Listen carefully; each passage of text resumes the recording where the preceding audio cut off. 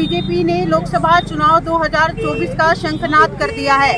ऐसे में लोकसभा चुनाव को लेकर बीजेपी कितनी तैयार है, इस पर बातचीत करने के लिए हमारे साथ मौजूद हैं कैबिनेट मंत्री कविता जैन।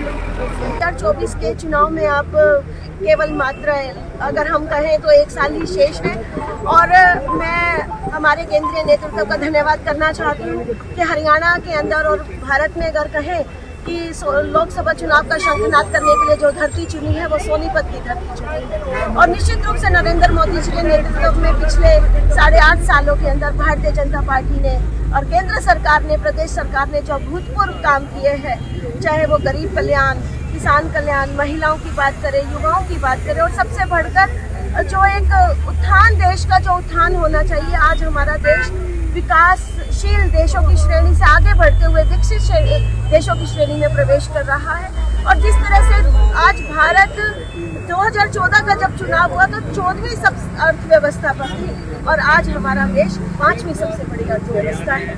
और आज हम नहीं कह रहे, आज दुनिया के बड़े बड़े देश, अमेरिका, ब्रिटेन जैसे देश, उनकी पत्रिकाएं इस बात का दावा करती है कि आने वाले कुछ समय में अगर भारत के अंदर नरेंद्र मोदी जी का नेतृत्व रहा तो हमारा देश 20वीं सबसे बड़ी उभर कर आएगा। और पक्ष ये कह रही है कि राहुल गांधी की भारत जोड़ो यात्रा से देखिए, मैं वही बात कहने जा रही थी कि ये आजाद भारत के 75वें वर्ष में हम लोग अमृत काल मना रहे हैं, अमृत महोत्सव मना रहे हैं।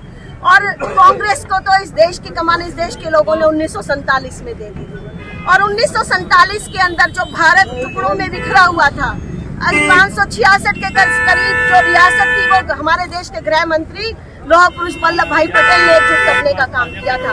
केवल मात्र एक जम्मू कश्मीर का जो जिम्मा है वो नेहरू परिवार को, जवाहरलाल नेहरू जी को दी गई थी, लेकिन 370 और 35 के रूप में। और किस तरह से वहाँ पर एक देश के बावजूद दो विधान और 2 संविधान हमारे देश के अंदर लागू थे।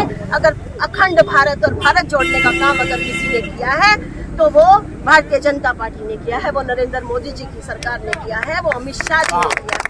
और कितने ही उदाहरण आप देखो, जब भारत का बंटवारा हुआ पाकिस्तान के रूप में, चाहे वो बांग्लादेश के रूप में, हमारे जो विभाजन हुए, ये सब कांग्रेस की देन है। और आज भारत पूरी तरह से एकजुट है, कश्मीर से लेकर कन्याकुमारी तक। और ये जोड़ना है तो ये अपने लोगों को जोड़े, अपने नेताओं को जोड़े।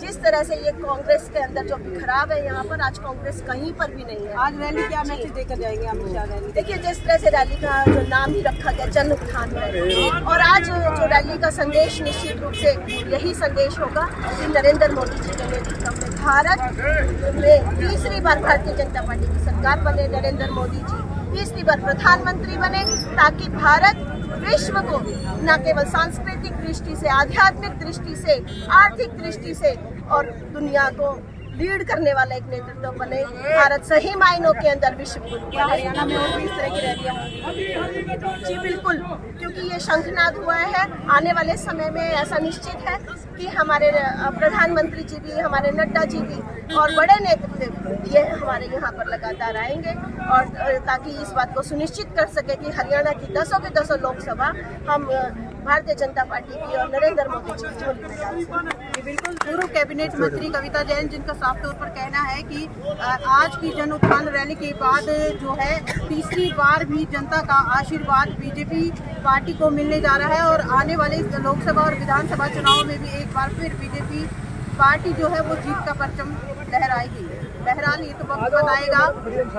कविता शर्मा, दूसरी टीवी।